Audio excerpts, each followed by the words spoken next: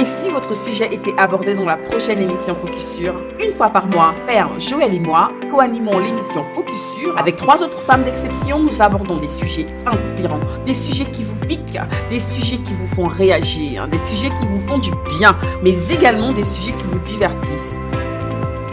Nous avons un mois pour sélectionner ensemble le sujet de la prochaine émission Focus Sur. Et pour vous remercier de votre superbe contribution, nous vous offrons le livre de poche Les phrases inspirantes de Focus en version e-book. Alors, à vos claviers pour vos propositions de sujets. Et qui sait, vous ferez peut-être partie des prochaines invités Focus Sur. Tous ces sujets sont abordés pour booster la femme, la mère ou la pro que vous êtes. Nous avons vraiment hâte de vous lire.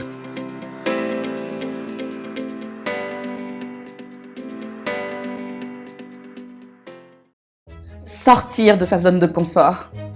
Et si plutôt que de sortir de sa zone de confort, nous le remplacions par élargir sa zone de confort? À toutes les femmes, les mères et les pros qui ont à cœur d'atteindre un objectif, quel qu'il soit, et qui sont envahies par le doute, la peur et autres barrières limitantes, qu'elles soient financières, physiques ou mentales, commencez par faire un petit pas. Là où vous êtes, comme vous êtes et avec ce que vous avez. Même si et surtout si vous considérez que ce que vous avez n'est pas assez. Parce que oui, c'est déjà assez d'en prendre la décision. C'est déjà assez de réfléchir à comment faire ce premier pas. Et c'est déjà assez d'essayer. Ce ne sera pas comme vous souhaitez au début. Ce sera même loin de l'être. Mais vous verrez où, quoi et comment ajuster ce premier résultat. Et vous ferez mieux la prochaine fois. Si ces mots résonnent en vous comme ils ont fait écho en Joël, Perle et moi, alors les lignes que vous lirez dans le nouveau numéro de The Focus Magazine vous donneront le coup de boost nécessaire pour adopter la politique des petits pas. Ces lignes également écrites par des femmes d'exception.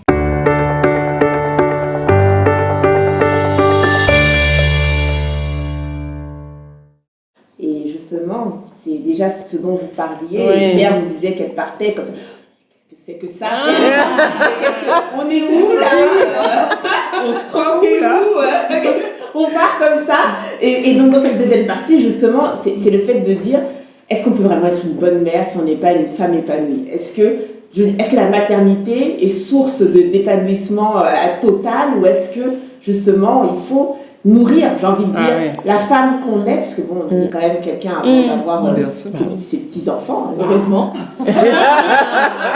Et donc, c'est l'idée de savoir, est-ce que vraiment, est-ce qu'on doit être une femme épanouie, et comment vous faites, vous, pour nourrir, alimenter cette femme, pour après, justement, sourire devant la vaisselle. J'adore. L'image. Quelle belle métaphore, j'adore.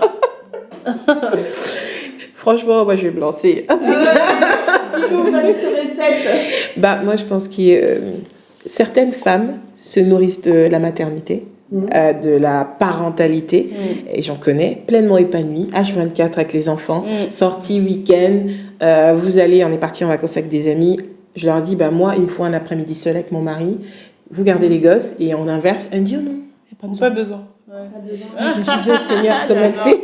Mais en fait, elle est pleinement épanouie dans ça. Moi, je ne peux pas. Moi, il me faut mes temps, parce que je pense que justement, il faut que je nourrisse mon être. En fait, mais la plus belle femme du monde ne peut donner que ce qu'elle a. Et ce que j'ai pour le donner, il faut que j'ai quelque chose à donner. Et pour avoir quelque chose à donner, il faut que je nourrisse ma personne. C'est comme une plante. Tu l'arroses pour qu'elle s'épanouisse, elle éclose dans ton jardin et qu'elle soit belle. Et de la même façon, pour nourrir ma personne, il faut que j'ai afro-féminine, que j'ai mon petit monde à moi, que j'ai un microcosme qui m'appartient. Et ça me nourrit. Et quand je reviens dans le cercle familial qui est vraiment ma base, mais je pète la forme. Et puis, justement, tu vois, comme je suis bien, je peux donner le meilleur, je vais prendre assez de recul, je vais être vraiment bien disposée. Alors que si je passais H24 dans ça, mais je serais invivable. C'est impossible. Moi, j'ai fait 17 mois à la maison avec ma fille. Après, tous les soirs, en fait, quand mon mari rentrait, il était tenu de me raconter sa journée pro. Assieds-toi, tu sais. Les plus qui connaissent tous les collègues, tous les patrons, tous les filles. Alors, il a fait quoi aujourd'hui? Et là, je me suis dit, mais Dominique, qu'est-ce que tu deviens? C'est plus bon, là. Oui, mais ça marche C'est pas, dur, on c'est te dur. perd. Faut retourner bosser. On te perd. C'est dur. C'est vrai, donc toi, tu as créé ton petit monde à toi. Ouais. Voilà, tu y vas, tu te réfugies, puis après tu reviens dans la base, dans la famille. Et, tout. Et vous, les filles, C'est Olivia bien, ça, c'est intéressant ce que tu dis. Oui, maman, c'est un peu pareil aussi. C'est la même chose. Mon mari, je sais que lui, il a compris que j'avais besoin aussi de.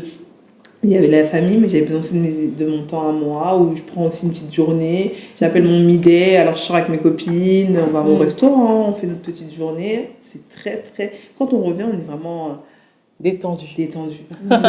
Comme si on était parti, on avait coupé pendant au moins quelques jours, mais en fait, non, on est parti juste une journée, mais ça fait du bien. On revient, les batteries sont ressourcées, et puis voilà, on repart. Et tu disais au tout début d'émission, ton mari, tes enfants, ils sont au pas. Comment ça se passe?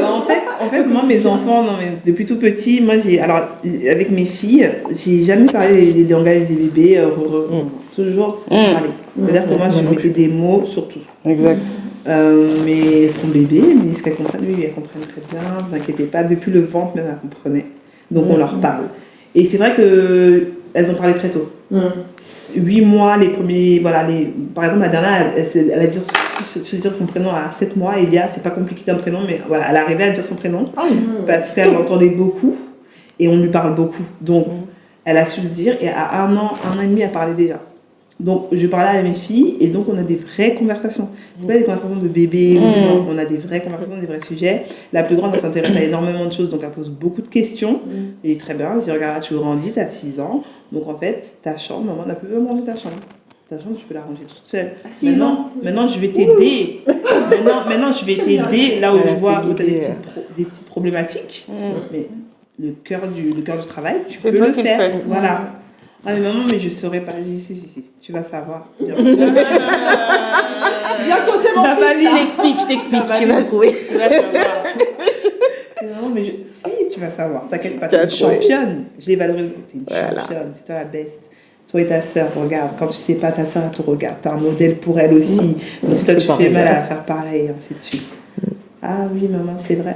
Ah oui, maman, je crois que je t'écoutais un peu plus souvent. Je dis, ah oui, parce que si toi, tu m'écoutes pas, bah ta soeur ne t'écoutera pas non plus, parce qu'elle verra que toi, tu n'écoutes pas, maman. Ah oui, maman, t'as raison. Et maman, ça marche que tu m'as dit. Ah bah voilà, on y va. Et donc, du coup, elle est très demandeuse. Maman, je peux t'aider à faire la vaisselle, maman. Alors, je dis la vaisselle, non. Mais après, tu peux mettre. On va y aller doucement. Par contre, tu mets les assiettes dans l'évier. Tu dis pas qu'on est filmé, on va t'envoyer SMS. On se maltraiter. C'est à quoi les services sociaux? Par contre, tu peux mettre des assiettes, tu regardes, tu débarrasses la table, tu mets les assiettes dans l'évier. Maman, après, elle a. Ah, maman, après, tu m'apprendras. Je dis, oui, je t'apprendrai, t'inquiète pas. Étape par étape. Tu les responsabilises. Voilà. Et la dernière aussi, pareil. Elle enlève son manteau. Elle sait où elle doit le mettre sur le porte-manteau. J'adore. Les chaussures sous le lit. Ça marche ou pas là? venir chez Olivia. Blague pas. J'ai envie de voir ça. Mais j'ai dit, mais mon mari, il dit, mais toi, tu crois qu'avant. J'ai dit, oui, c'est pas grand-chose. Pour toi, t'as l'impression, c'est pas grand-chose, c'est énorme. Bien Ça sûr. fait gagner du temps, en Bien fait. sûr. Ouais. La charge mentale. Ah oui, sans la moi. fameuse. Oui, c'est ça. Sans moi, j'ai raison. Tu peux être épanoui avec une organisation. Mais c'est clair. Non, envie là. Ça fait des dessins animés avec Sandrine, la fée magique. À un moment donné, j'avais l'impression en fait que je m'en sortais plus.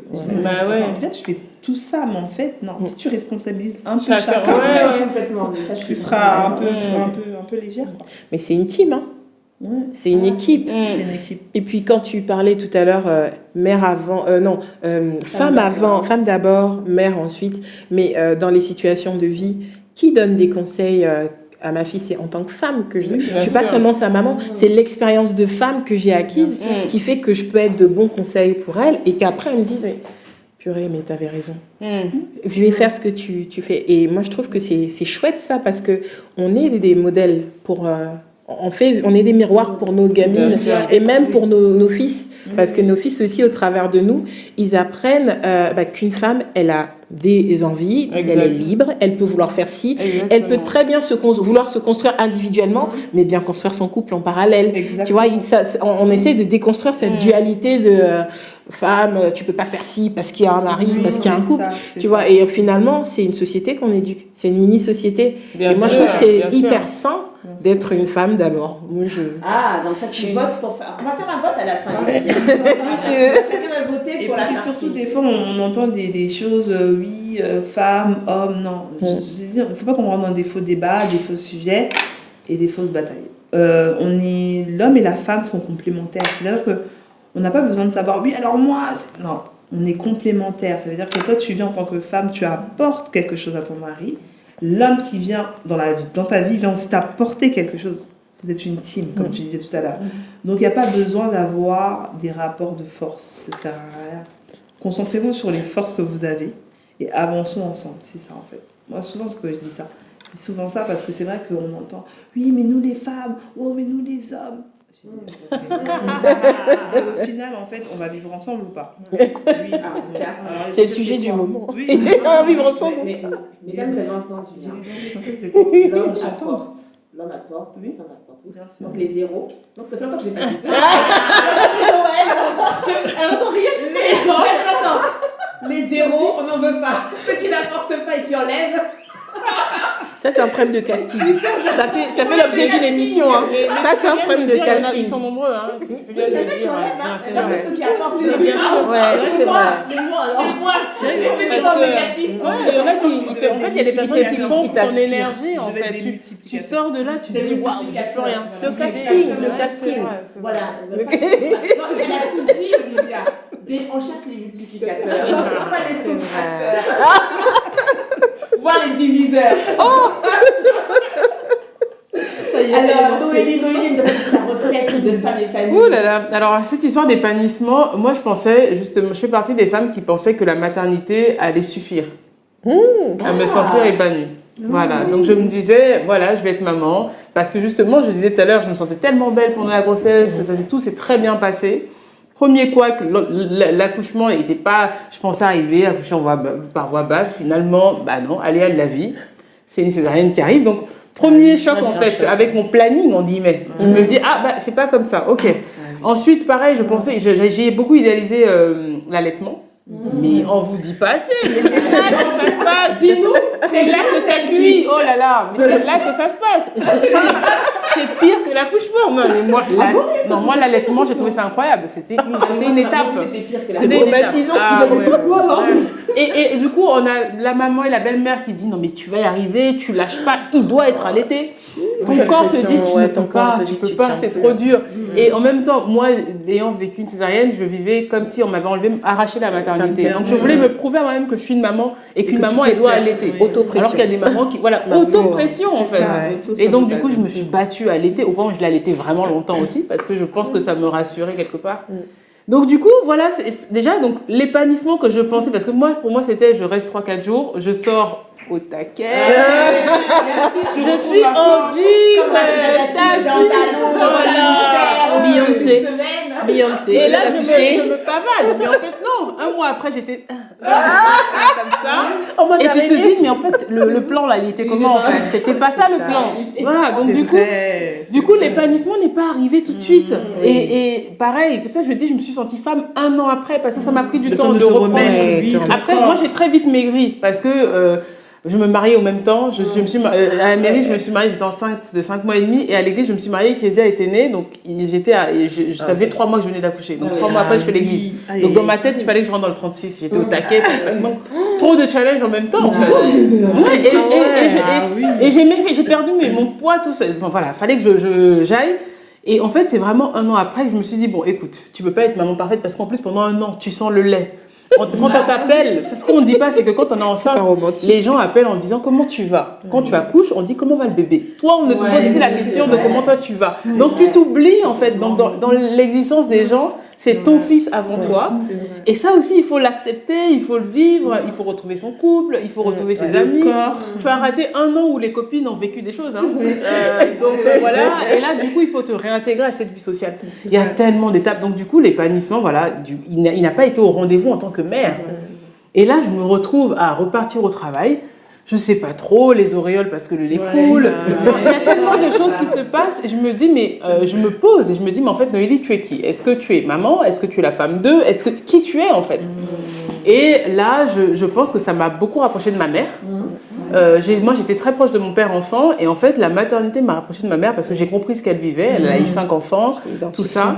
Et ça a commencé à me rapprocher aussi du Congo, de qui je suis, d'où je viens, où je suis née. Et pareil, j'ai commencé à plus parler avec mes cousines, ainsi de suite. Et je me suis rendu compte que les femmes vivent tellement de challenges. La pression de la société sur tu dois être superwoman, on t'attend sur la vie pro, perso, partout. Tu dois être partout. Donc la super maîtresse, la super maman, la super copine, tout doit être nickel. Mais ce n'est pas possible. Moi, il y a des jours où je me retrouvais, le lait coule, je ramasse au bout de 5 minutes. Je ne cours pas pour nettoyer parce que non, en fait, je ne suis pas un robot. Et donc, il a fallu accepter, s'accepter. Et c'est là, en fait, que l'épanouissement est arrivé. C'est quand j'ai compris que je suis une femme imparfaite. Et que c'est OK aussi. Mais que c'est OK aussi, que tu peux être jolie et imparfaite, intelligente et imparfaite. Et donc, quand j'ai compris ça, je me suis dit, je suis bien, je suis en paix avec moi-même, j'assume. Donc, il y a des jours où je mets le rouge à lèvres, demain, je mets pas, c'est pas grave. Je continue, je suis quand même Noélie. Il y a des jours où mon fils, il va avoir le pantalon, il n'est pas bien froissé, il est un peu froissé, mais c'est pas grave. Il est quand même, voilà. Et donc, c'est là que l'épanouissement est arrivé. C'est là que le collectif Entre Elles a été créé. C'est là que j'ai commencé à publier des nouvelles sur mon blog, sur Facebook. Et c'est là, en fait, que j'ai commencé à m'ouvrir au monde. Et justement, et c'est là que l'épanouissement était au rendez-vous, en fait, parce que j'ai réussi à accepter mes failles. Je me suis sentie forte en acceptant mes failles, justement. Et c'est là que je me suis dit, oui, je suis maman, mais en même temps, je gère le collectif, en même temps, je parle à des femmes, en même temps, je suis la fille de ma mère. Moi, je mets souvent fille d'Elisabeth, parce que pour moi, c'est une identité. Je suis cette femme-là parce que je suis la fille de cette femme-là. Et donc, du coup, c'est là que petit à petit, je me suis sentie bien, en fait, dans ma peau de femme, de maman, de sœur, d'amie, et ainsi de suite. Voilà, l'épanouissement s'est fait bien après l'accouchement, dans mon cas. C'est intéressant. C'est intéressant, le fait que tu pensais, en fait... que c'est la je pensais que c'était automatique, oui. Cet épanouissement. Mais en fait, non. C'est quand j'ai réussi à composer les différentes choses et quand j'ai réussi à comprendre aussi que la maternité, c'est pas le tableau qu'on nous dépeint. Tout n'est pas parfait, en fait. Exactement. Voilà. Non, c'est pas parfait. Non, mais c'est pire. Nos mamans ne disent pas, nous pas tout dit. Non. J'ai ma mère, c'est dans ma mère, j'ai ma mère, mais pourquoi Mais quand tu lui dis ça, elle te dit, mais si je t'avais dit, tu aurais fait. C'est ça. Il ne voulait pas savoir. Il veut mentir. Vous n'avez pas entendu dire, quand tu seras mère, tu vas voir. Oui, c'est vrai. Mais nous, on pense que c'est vrai. Voilà. Le cri du cœur. La mère qui me dit, mais quand tu vas être mère, tu vas voir. Mais tu comprendras que tu seras mère. C'est une parole de souffrance quand même. Oui, mais en fait, c'est une parole de souffrance, mais c'est surtout une parole de non-dit. Oui. Et je crois que toute la différence entre peut-être la génération de nos mamans et nous, alors moi j'ai la chance d'avoir une maman qui m'a toujours beaucoup parlé. Depuis que je suis toute petite, on a des vraies conversations. Dont certaines ont été comprises bien plus tard parce que les mots n'étaient pas vraiment à ma portée. Ou le sens n'était pas à ma portée. Et je pense que le vrai challenge pour nous aujourd'hui, c'est de ne pas faire pareil et d'avoir un discours plus franc, quoique le niveler au niveau de l'âge de l'enfant, mais d'avoir un discours plus sincère, plus vrai avec nos filles, avec nos fils, pour que, même s'ils ne comprennent pas tout de suite, mais que demain, tu sais, ça revient. Tu sèmes en fait. Donc, et c'est intéressant ce que tu disais, Noélie, parce que moi, c'est pareil, j'étais très proche de mon père. On a vraiment un rapport fusionnel pendant très longtemps. Et quand je suis devenue maman, il y a eu un déclic. Bien sûr que j'aime ma mère, on discute et tout, mais j'étais vraiment fille à papa, je suis toujours fille à papa. Mais il y a eu un déclic avec ma mère parce qu'en fait, je me suis identifiée. Je me suis dit, mais voilà. En plus, en société au Congo, on te vend la dureté de la vie de couple, on te vend la dureté de l'accouchement. Tout est dur. Du coup, oui, c'est ça. On a beaucoup de mots supportés. Et moi, ça m'exaspère. Et quand tu arrives en milieu occidental, tout est beau, aseptisé. Tout est beau. Et tout est tellement aseptisé. Le couple, c'est magnifique. Il n'y a pas de fou dans la rue, il n'y a pas de handicapé dans la rue. Tout est bien à sa place. Les malades, ils sont à l'hôpital, etc. Et donc, même pour l'accouchement, on te vend ça. Bien sûr. Le film qu'on te vend, c'est un film type. Personne te dit qu'il y a une probabilité que ça se passe autrement. Donc, tu y vas, la fleur au fusil, et quand ça se passe pas pareil, tu es en mode burn-out. Tu es en mode dépression. En fait, il y a un trop gros choc. Tu vois, donc il y a un peu des... Donc, je me dis finalement, peut-être qu'on gagne à faire dans la com et à être beaucoup plus explicite sur ce qu'on vit, sur ce qu'on traverse. Et c'est pour ça que De Focus ou d'autres médias comme ça sont intéressants. Parce qu'en fait, on peut se raconter, sachant que les problématiques que nous, on a sont aussi racisées à certains égards, parce qu'elles rentrent dans la culture. Et donc, nos enfants vont pouvoir avoir des modèles qui leur ressemblent. des miroirs auxquels ils pourront s'identifier et se dire ah bah il y a des femmes avant moi qui ont pensé voilà ce qui a été dit, voilà comment quel levier elles ont mis en action pour tu vois, alors qu'avant on n'avait pas ça. Mais est-ce que justement, tu vois, là, tu as utilisé le mot racisé, le fait qu'on ait justement deux cultures quelque part. Est-ce que le côté épanouissement de la femme, est-ce que tout le monde l'a bien compris? Tout à l'heure, elle disait déjà que c'était pas, au début, ça n'avait pas été bien pris, le fait qu'elle puisse partir quelques jours avec ses amis.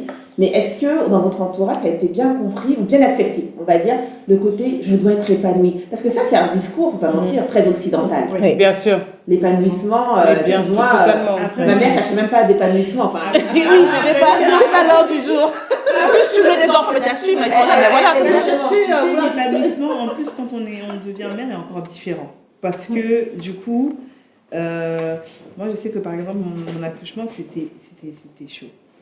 Il n'y a pas de mots. C'était chaud. Là, tu prévois tout, mais finalement, ce soit comme prévu. C'était chaud. Ma fille, elle est arrivée, elle est arrivée avant. Donc, elle était un petit prématuré, la première. Et donc, tu as le temps de tout préparer. Tu es là, bref, j'arrive à l'hôpital, limite en catastrophe. Et c'est surtout que on est entre la vie et la mort. C'est-à-dire que moi, je vais mourir. Tu vois, et du coup, hémorragie interne, donc on ne me remonte pas en chambre, Dieu merci, parce que j'étais remontée ensemble, je pense que ça a déjà été trop tard. Donc quand ils viennent me consulter, ils me disent ah, madame, je crois qu'on va vous réanesthésier. Okay. Ils ne t'expliquent pas. Ils ne t'expliquent pas par contre, mais tu vois les gens qui défilent dans ta chambre, 8 personnes du personnel et tout, et à un moment donné, qu'est-ce qui se passe? Et là on t'explique, il a fait une hémorragie interne. On va devoir vous rendormir. On vous a oublié un bout de placenta. Oh là là, je te dis. C'est sûr que nos mères ne nous ont pas dit ça. C'est sûr. Ça, c'est sûr. Elles se sont gardées. La vie d'aller dans la chambre. Ton mari est là. Donc, Olivia, non, là, tu es obligée de te battre. Parce que là, tu laisses une orpheline. C'est ça. Tu laisses un mari, un meuf. Donc, qu'est-ce qu'on fait? Et en fait, c'est là où vous dites, en fait, l'erreur est humaine. C'est des médecins, mais le pouvoir, là, ils maîtrisent pas tout. Bien sûr. Et du coup, bon, ils font ce qu'ils font et ils se renvoient un peu la balle. Genre, ah là là. À un moment donné, j'ai dit, écoutez-moi bien. Dans ma douleur. On en parle après. Sur le brancard. Problème. Oui, voilà. Ça dans ma douleur. Écoutez-moi bien. Ça va vous rejeter la balle. Là, il faut faire vite, en fait. C'est clair. Et du coup, ils m'ont endormi et j'ai dit, mon placenta, vous me le donnez. Vous le donnez, vous me le rendez. J'en fais ce que je veux. Ils étaient en train de dire oui, on va aller voir l'urgentiste. J'ai dit non. Parce que si l'urgentiste sage-femme homme n'était pas là, j'aurais pas été là. Vous étiez pas là, vous. C'est lui qui a essayé de faire au mieux comme il pouvait. Et donc il m'a sauvé la vie. Même s'il a oublié quoi que ce soit, il m'a quand même sauvé la vie. Et donc du coup, ils se regardent tous hébétés là. Et ils disent ouais, peut-être qu'elle a peut-être pas tort. Donc ils me rendorment, ils m'enlèvent le truc tout. Et après à la fin, je peux prendre ma fille, je peux. Vous voyez, donc c'est vraiment l'accouchement, c'est vie ou mort. Il n'y a pas de juste milieu. Non, c'est soit la vie, mort. Bon, on tient à dire quand même que ça se passe bien. Dans la majorité des cas. Parce qu'après ça, les gens éteignent l'émission en disant bon, allez, pas d'enfants. Mais ça peut s'entrer un message d'espoir. Elle a fait un deuxième. Bien sûr. Mais on a des exemples autour de nous où ça arrive, paf, 2 minutes, comme une lettre à la poste, tout va bien. Ça se passe bien. J'ai accouché très très vite. Et c'était vraiment, moi je trouve que mon accouchement a été un bonheur. Alors que je déteste la grossesse, j'ai détesté la grossesse. Non, mais j'aime pas cet otage. Cet otage, de mon corps. T'es en prison chez toi. Tu n'es plus seule. Non, vraiment. Mais par contre, l'accouchement, vraiment. Très bien passé. J'avais très peur, par contre, l'accouchement, mais très bien passé, rapidement. Génial. Et ça, voilà, je remercie. Comme quoi, c'est bien, ça t'a facilité. Bah ouais, exactement. Mais ça joue sur l'épanouissement. Mais peut-être que ça joue, pour venir sur ta question, sur le fait qu'on accorde d'autant plus d'importance à la notion d'épanouissement. Et quand tu disais, comment l'entourage l'a vécu, etc., en tout cas, en ce qui me concerne, j'ai une certaine liberté dans ma façon de penser. Je me dis pas ça va choquer les gens. En tout cas, quand quelque chose me convient, je décide que pour moi, ça va être ça. tu veux, c'est bien. Apprendre à laisser. Si tu veux pas, il n'y a pas de souci, passe ton chemin. Donc, parce que avoir l'adhésion de tout le monde, c'était trop compliqué. Tu vois, c'est compliqué d'avoir l'adhésion. Et moi, j'ai la chance d'avoir donc des gens de tous horizons dans ma famille. Et quand j'ai eu mon fils, c'était très compliqué. Tout le monde dit, il faut allaiter, il faut ci, il faut ça. Et toi, t'es crevé. Et j'ai une tante espagnole qui m'a dit, écoute, tu sais, tu es maman, tu décides de ce que tu veux faire pour ton enfant. Mais c'est les conseils qu'on a. Mais t'en as partout. T'en as de partout. Non, et en plus, des fois, t'en as pas demandé. Moi, il y a des fois, j'en avais pas envie. J'en sûr, demande pas. Qui, Voilà. quelquefois, Et ils sont bien. Et ils sont bienveillants. Et puis parfois, ils sont bienveillants. Ils sont bienveillants. Et ils veulent bien faire. Mais ils te harcèlent avec leur conseils. Moi, j'ai une amie Et qui est voilà. enceinte proche, qui du coup, grossesse tardive et tout ça. Et je lui ai dit, tu vas être envahie de conseils. Donc, les gens font toujours mieux que toi. Non, mais tu devrais faire comme ça. Non, mais pour la nourriture, tu lui donnes à partir de tant de mois. S'il a mal au ventre, non, c'est ton enfant, c'est ta maternité, c'est toi la mère. Personne ne va aimer cet enfant plus que toi. Tu fais comme tu veux. Tu vas faire ton cheminement. Non, mais c'est ça en fait. Se faire confiance en tant que père et en tant que mère. Je ressens Exactement. beaucoup le dire parce que moi j'ai eu 3 grossesses, 3 accouchements totalement différents. Premier, mini catastrophe. Si, mon fils a eu un problème au cœur, a été opéré à la naissance. Deuxième, j'ai fait comme une hémorragie. Je n'ai pas été opérée, mais moi j'étais transfusée. Après, j'ai fait une dépression du postpartum. J'étais 6 mois en solitude antidépresseur. Ouais, quand même. Et troisième, j'ai eu la grossesse parfaite. Donc voilà, 3. Mais c'est bien, t'as persévéré, hein, parce que t'aurais pu te dire. Voilà, la preuve que même quand on est traumatisé. Oui, on peut y aller, quoi. Voilà, mais la deuxième, j'étais traumatisée, très sincèrement. J'imagine. Surtout après la dépression, j'ai perdu 10 kilos. C'était très dur, compliqué. c'est dur. Et j'en ai un peu voulu quand même à nos parents. De pas avoir dit que on est entre la vie et la mort. Ouais, on a beau dire ce qu'on veut, on a beau être dans une société où justement il y a beaucoup de. C'est ultra médicalisé. L'accouchement, moi le premier c'était une césarienne aussi. Tu vois, on était super surveillés, mais il y a une part d'inconnu. Bien sûr. Une part qu'on laisse au Seigneur, parce que pour ceux qui sont croyants, mais vraiment, où ils ne maîtrisent pas les médecins, ils ne maîtrisent pas. Et finalement, moi aujourd'hui, je dis. Merci d'avoir vécu ça, parce que ça me permet aussi d'en parler. Moi, mes enfants sont au courant. Mon fils, il sait comment il est né. En plus, là, maintenant, il y a un suivi cardiologique, donc voilà. Il sait comment il est né. Ma fille, elle sait également que quand j'ai accouché, ils savent tous comment ils sont arrivés au monde. Et du coup, ils sont armés, entre guillemets, ils sont pas en mode bisounours. Oui, c'est ça. Il y a un bébé dans le ventre, c'est bon, tout va bien. Et que tout arrive comme si, voilà, tout roule, quoi. Et je trouve que c'est important, sans non plus tomber dans le drama. C'est dangereux, ça, voilà, ça reste beau. Ça reste beau quand même d'avoir. Quand tu pars à l'hôpital et tu pars dans l'inconnu. Mais déjà la date. C'est la première grossesse. Mais bien sûr. Déjà le médecin te dit telle date, mais tu n'es pas sûr que ça c'est déjà. Donc les dernières semaines, tu dis ça peut arriver à tout moment. Le tout moment là, c'est compliqué. Ça peut être 22h, 2. Moi je savais. Moi le jour où j'ai pas perdu les os pour le coup. Le jour où j'ai commencé à avoir de vraies contractions. Ben, j'y croyais pas parce que je banalisais. Comme tu ne sais pas trop, c'est avant le terme, j'étais là. Bon, j'étais avec ma cousine, j'ai dit non, on va regarder les feux de l'amour. Si à 13h ça chauffe vraiment, on va y aller. À 10h, je me suis levée, j'ai dit on y va, vite, là, ça chauffe. Parce que là, je sentais que le corps n'était plus vraiment. Voilà. Mais il y a vraiment une part de. Voilà, c'est le rencontre. Enfin, pour moi, c'est la rencontre avec l'amour. Moi, j'ai découvert l'amour ce jour-là aussi. Quand j'ai vu mon fils, j'ai su c'était quoi aimer. Avant, on aime, on dit à son mari, je t'aime. Oui. Mais quand tu vois la chair de ta chair, enfin, en tout cas, moi, c'est ce que j'ai ressenti. Et c'était un rendez-vous avec le vrai amour de ma vie. Mais c'est un rendez-vous avec l'inconnu. Tu sais pas comment. Et depuis le suspense de à qui il va ressembler. Moi, je l'ai eu pendant longtemps. Je me dis, mon Dieu, j'espère qu'il va me ressembler. Je vais pas. Oh là là. Non, mais au moins dans le caractère. On se projette, on imagine son enfant, je sais pas, médecin, avocat. On imagine tellement de choses, mais après, pour moi, il faut. Pour celles qui peuvent et qui veulent, il faut le vivre. C'est quelque chose de beau. Faites des échographies en 3D, vous saurez. Moi, j'ai eu une écho en 3D, donc je savais que ma fille, c'était le petit portrait de son papa. Tout allait bien. C'était OK. Je me suis dit, tout est en place, c'est à lui, c'est bon. Voilà. Mais moi, je pense que c'est femme d'abord, maman ou maternité ensuite. C'est une rencontre avec soi. Je pense que pour bien le vivre, pour embrasser tout ça, parce que c'est un tout, je pense que c'est vraiment une rencontre avec soi qu'il faut faire. Et elle se fait dans le temps. elle se construit. Moi, je pense que le problème, c'est qu'on a une société de tout de suite. Tout vite. Et on va toujours tout vite. Tu vois, tu veux acheter, Amazon livre tout, mais Amazon ne te livre pas tes sentiments, Amazon ne te livre pas l'inconnu. Donc, oui, il livre pas les bébés. Donc, il faut essayer, il faut accepter ce temps d'apprentissage. Ça dure 9 mois. C'est pas tac, t'es enceinte, t'accouches. Parce que ces 9 mois-là sont bénéfiques. Vraiment, en tout cas, celles qui vivent des dénis de grossesse, c'est brutal pour elles. Elles se retrouvent avec 3-4 mois à vivre, paf, l'enfant est là. Tu comprends pas ce qui t'arrive. Alors que 9 mois, tac, la première enfin, moi je trouve vraiment que c'est pas, enfin, étant croyante aussi, c'est que c'est fait pour, en fait. C'est fait pour. C'est une préparation. Absolument. Bien sûr. C'est une préparation. Qui continue après, même quand ton enfant grandit, il n'a pas les mêmes besoins. Et donc, toi aussi, tu t'adaptes. Mais en réalité, tu ne dois pas t'oublier. Donc, c'est pour ça que je pense que c'est vraiment une rencontre avec soi. Une rencontre avec l'autre, parce que tu es dans un don de soi en tant que parent. Tu as des responsabilités, comme tu disais tout à l'heure, Mélie. Mais en réalité, tu ne dois pas t'oublier. Donc, tu dois continuer. Oui, et tu dois continuer de te donner l'opportunité de faire ce que tu as envie de faire en tant que femme. Ce que tu as envie de réaliser, les objectifs, tu dois les vivre parce que finalement, même quand tu les vis, tu éduques tes gamins, tu leur apprends des choses, tu leur donnes à eux aussi l'opportunité de se rêver.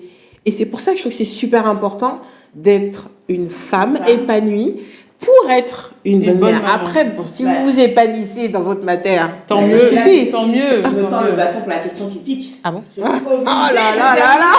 La question qui pique. Justement, tu disais, mais tout à l'heure, tu me disais que tu connaissais des femmes qui étaient complètement épanouies dans la maternité, etc.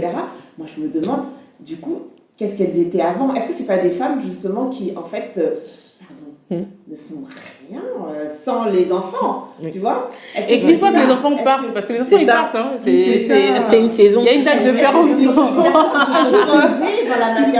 Ils se sont trouvés dans la maternité. Et est-ce que avant ça, elles avaient autre chose? Qu'est-ce qu'elles avaient un sens à leur vie? Alors, je me pose la question parce que moi, je suis maman et j'adore ma fille, mais je me vois mal que ce soit le son. Non, bah attends. Non. Moi, je sais pas. Si elle me regarde, elle va dire non, mais des fois, elle me dit tu m'aimes pas maintenant. Je dis que je pars avec une copine. Oui. Tu t'aimes pas. Je dis mais si, je t'aime. C'est parce que je t'aime que je pars. Oui, et après, mais je vais aller avec. Comme on est séparés son père, alors elle me dit je vais aller chez papa. Je dis oh mon Dieu, vas-y. On fait. Et là, je le mets dans le canapé. Je dis regarde tout ce qu'elle a fait à moi. Mais c'est sympa parce que tu dédramatises. Tu dédramatises. Mais je pense que ça va avec peut-être. Alors là, autour de la table, il y a plein de femmes qui ont des rêves, qui ont des projets individuels.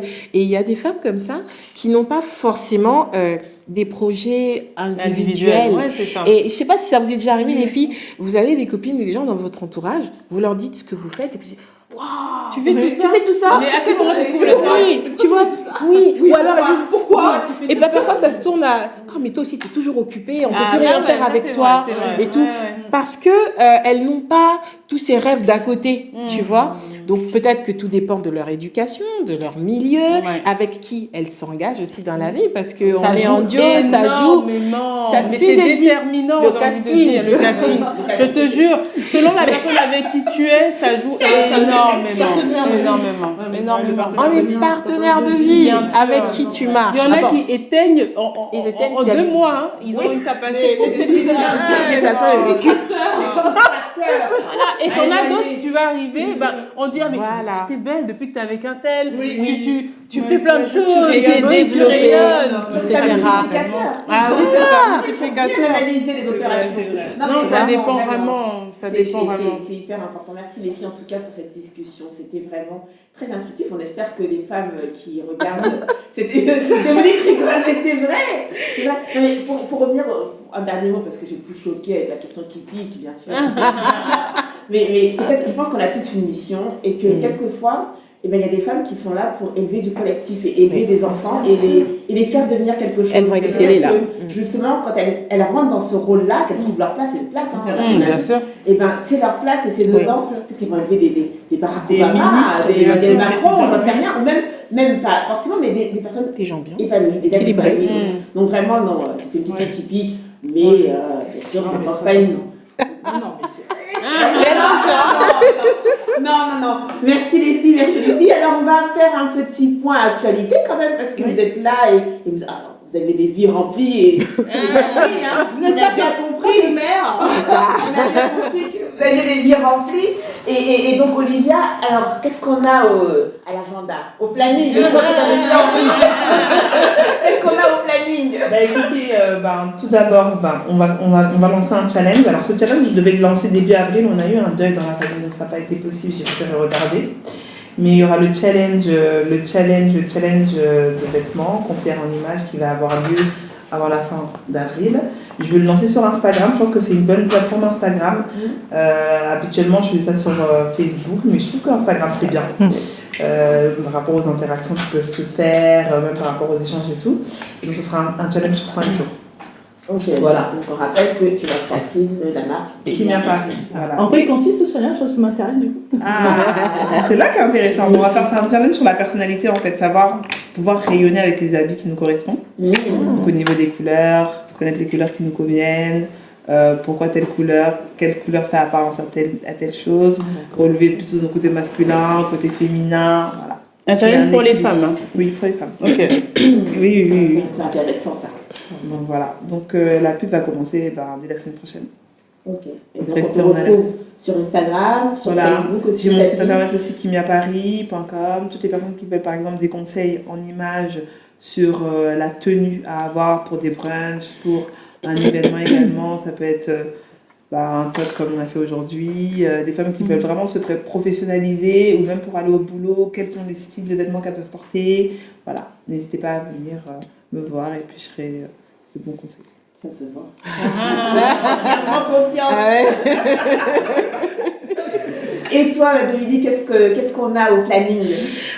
En actualité, c'est plus mon volet social media qui est en lumière en ce moment parce que je prépare un webinar avec Nicolas Goupil, qui est un expert LinkedIn et en efficacité commerciale.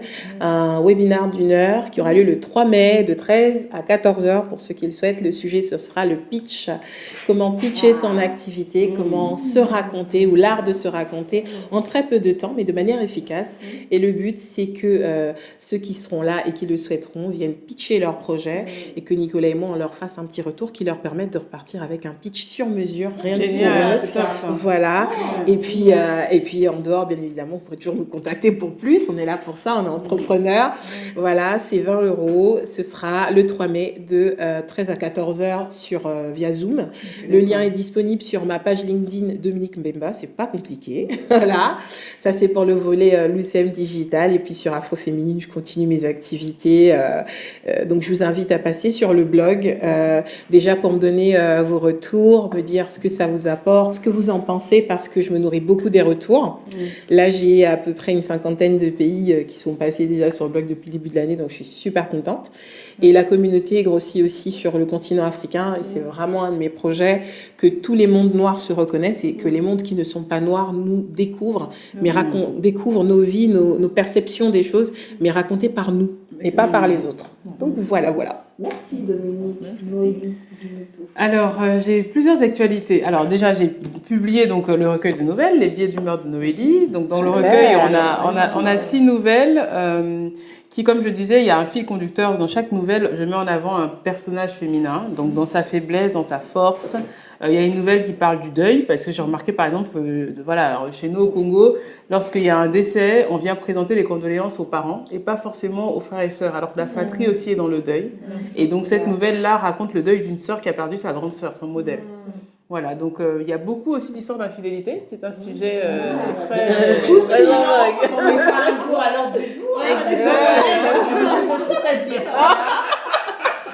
Donc voilà, donc dans cette nouvelle, dans ce recueil, vous avez 6 nouvelles. Donc après, moi au quotidien, je continue à écrire. Donc je poste sur ma page Facebook qui s'appelle également Les biais d'humeur de Noélie. Alors juste pour faire une petite explication, pourquoi ce titre-là? C'est parce que toutes mes histoires ne sont pas écrites en avance. Donc les écrivains généralement ont toute l'histoire. Moi, j'écris au fur et à mesure et avec mon humeur. Donc le matin, je décide que le personnage est mal, donc je vais décrire, je sais pas, une pluie, un temps maussade. Demain, je suis de bonne humeur et j'ai envie que le personnage soit heureux, et je vais le faire balader, aller faire du shopping chez Dior peut-être. Enfin, c'est un peu ça, c'est vraiment selon mon humeur. Et donc du coup, les histoires que je poste sur cette page-là se font sur 20 épisodes. Et sur 20 épisodes, on a une nouvelle qui se fait. Donc il y a plein de nouvelles sur la page Les Billets d'humeur de Noélie sur Facebook. Et sinon, vous avez ce recueil que vous retrouvez donc sur Internet, sur le site So Art Édition. Vous le retrouvez également à la FNAC de Brazzaville et à Abidjan, à la Librairie de France. Donc ça, c'est pour ma partie un peu autrice ou auteur, selon les personnes qui aiment le mot. Donc pour mes associations, donc, le collectif Entre Elles continue de mettre en place des petites actions pour les jeunes filles. La prochaine, en fait, ce sera sûrement collecter en fait, des fonds pour acheter des matelas pour la maternité d'Igné, qui est une petite ville au nord de Brazzaville. J'ai eu la chance d'y aller l'année dernière et malheureusement, c'est une petite maternité, très peu de moyens. Les femmes s'y rendent avec leur seau d'eau, leur matelas, leurs draps pour pouvoir accoucher. Donc voilà, l'idée pour moi, ce serait de fournir les 10 matelas de la maternité et que voilà, à la naissance de chaque enfant, ils puissent se coucher sur un matelas décent. Donc là, c'est la prochaine action du collectif. Et à côté de ça, je fais partie des ACC, donc c'est les Ateliers Citoyens du Congo, où là, c'est un think tank en fait, et un do tank aussi d'ailleurs. On avait organisé l'année dernière les Soft Power Days à Brazzaville, où en fait, on avait convié la société civile à parler des leviers de développement du Congo. Donc la culture, notre langue, le lingala, voilà, comment se vendre et comment faire briller le Congo dans la sous-région et bien au-delà. C'était sur 2 jours, donc il y a eu des conférences et le lendemain on a eu une journée un peu plus culturelle, donc avec la musique congolaise, des entrepreneurs qui sont venus vendre leurs produits congolais et autres. Et cette année, on refait l'exercice toujours à Brazzaville, donc ce sera les 11, 12 et 13 août. Donc je donne rendez-vous à toutes les personnes qui sont intéressées pour venir parler de soft power et pour comment le Congo peut briller au-delà, se vendre. Enfin, je trouve dommage aujourd'hui qu'on puisse manger des sushis, des pizzas et qu'on ne mange pas de sakasaka de manière intuitive, instinctive, je ne sais pas quel est le bon mot, mais en tout cas qu'on puisse vendre notre pays parce qu'on a plein de leviers qui feront qui vont ouvrir les frontières et qui vont nous attirer donc des investisseurs, de développement et plein d'autres choses. Voilà. Quand tu fais tout ça, non? Parce que... je ne comprends pas pourquoi on pose cette question maintenant. Elle est bien par votre mère. Merci. Perle, est-ce que tu as une actualité? On peut demander celle de l'anniversaire. Oui, ça y est, j'avais annoncé un petit peu, dans l'émission du mois dernier, donc je vais lancer ma boutique en ligne, d'accessoires. J'avais un petit teasing, notamment avec le bijou que je porte aujourd'hui, parce que je rejoins beaucoup Olivia sur la partie, vraiment, l'image, c'est très important. Moi, avec le vitiligo, mon histoire personnelle qui était assez douloureuse, j'en ai beaucoup déjà parlé dans mon émission, également sur mon blog. Moi, la mode m'a beaucoup aidée et j'estime que les femmes devraient faire plus encore et se donner le droit, le choix, la liberté de briller de toutes les manières. Moi, je te vois avec ta coiffure et ta super toi, je me dis, voilà, que les femmes osent s'affirmer. Voilà, donc Audacity, ce sera le nom de la boutique en ligne, pour ambition vraiment d'aider les femmes à se révéler à travers des bijoux, des accessoires qui punchy. Voilà, les couleurs, des matières, voilà, qui donnent envie, qui te disent un peu un mot sur toi finalement. Bien sûr. Avant de parler, tu vois, tu as pensé, voilà, je vais tes boucles d'oreilles toutes colorées. Tu pensais que tu es joviale. C'est l'amour. Et au contraire, faut arrêter d'être trop dans le cynisme là, parce que voilà, la vie est belle et il faut la colorer. Voilà, donc, et donc on se retrouve sur Audacity. Vous pouvez retrouver Perle, bien sûr, sur Instagram. Et allez sur son compte Instagram aussi, personnellement, parce qu'il est magnifique. Et tenu de toute beauté. C'est ça. Des toutes couleurs. Merci, je vais échapper de toi dans notre qualité aussi. Tu nous dis toi aussi, tu ne parlerais pas de moi un petit peu, on ne me connaît pas d'attaque. Non, mais vous pouvez me retrouver sur LinkedIn. Si vous êtes une femme qui travaille 2 fois plus et qui n'obtient pas sa promotion, voilà, vous venez me trouver sur LinkedIn et je vous aide en tant que coach professionnel. Sinon, vous pouvez me retrouver aussi sur les chaînes télé et radio sur RMC, sur Focus, sur YouTube. Et partout. Tous médias confondus. Je peux juste rajouter un Oui. truc par rapport à l'actualité. J'ai juste oublié de vous dire que je co-anime avec 2 autres femmes qui sont dans la com sur le réseau social Clubhouse, un club qui s'appelle La Pause des Pros. Et une semaine sur 2, on se retrouve pour parler de sujets. Donc on a fait comment valoriser son expertise professionnelle grâce au bon canal de réseau social. Là, on vient de faire une série sur le management. Et on se retrouve une semaine sur 2, de 13 à 14 heures le jeudi. Donc, si vous êtes sur Clubhouse, si vous n'y êtes pas, venez. On a des femmes. On va se connecter. Il y a des femmes qui témoignent et qui sont aux États-Unis, qui sont en Angleterre, qui sont en France. C'est super intéressant d'avoir, et pas que des femmes, donc il y a des hommes aussi. C'est intéressant d'avoir ce retour. Et l'idée, c'est en tant que professionnel, de parler de ce qu'on traverse, que ce soit par rapport à notre management, par rapport à l'évolution, ou voilà, toutes les problématiques professionnelles. Voilà. Mesdames, vous avez tous les outils. Vous pouvez être belle, vous pouvez être pro, vous pouvez être solidaire. Qu'est-ce que vous ne trouvez pas sur The Focus? Je sais pas. Non, on vous remercie en tout cas de nous avoir suivis. On vous remercie énormément, mesdames, d'avoir été nos invités. Vous avez été exceptionnelles. Bien sûr, vous savez qu'on dira ça des 3 prochaines invités. C'est ça. Vous pouvez regarder jusqu'à quitter. Ne soyez pas jalouses et on se retrouve donc le mois prochain avec Perle, puisque Linda est en train de faire la brioche pour une nouvelle thématique sur The Focus, j'allais dire la radio. Parce qu'on était à la radio avant. Hein. Oui, c'est vrai. L'émission de la femme, de la mère et de la pro. À très vite. À bientôt. Au revoir. Merci. Merci. The Focus.